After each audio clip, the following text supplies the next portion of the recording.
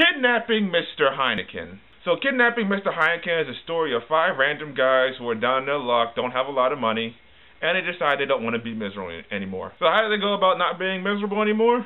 Well, they do the most logical thing a person who's miserable would do. They kidnap the head of a beer company, namely Freddie Heineken, who's played by Anthony Hopkins. You know Heineken, the most successful and well-known beer company throughout the entire world, or at least one of them. So anyway, Jim Sturgis and Sam Worthington, the 2 of the main characters in this movie, they are down in their luck, they're in shitty situations, so they decide, well, let's kidnap this guy. Now, first off, right off the bat, I want to say, the first thing I thought of when I looked at Jim Sturgis' character is that he looks a lot like the guy from Blink-182. No, seriously, take a look at it. Kind of funny, right? Anyway, as I'm watching the movie and they eventually get to the kidnapping part, the first thing I'm thinking to myself is this. Okay, you have 5 guys committing one crime and kidnapping a very high-profile person. With so many guys around, something is bound to go wrong. And does it?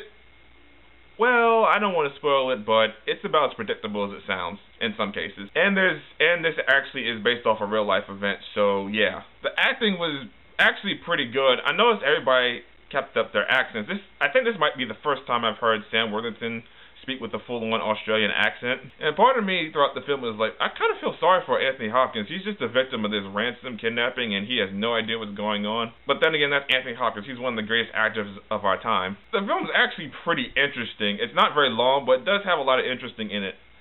You do kind of want to see where everybody goes with this, how they try to cope, how they act like nothing's wrong, what they're going to do with the money once they get it, if they get it, in fact. You see little various tensions and rifts in their friendships between them as time goes on. For a lot of the film, the main characters, notably Sam Worthington and Jim Sturgis, they do their best to try not to leave a bunch of clues behind, but knowing how most of these crime-based movies are, that's bound to happen at some point, and well, if you know your history, or if you're old enough to remember, you'll probably know how it happens.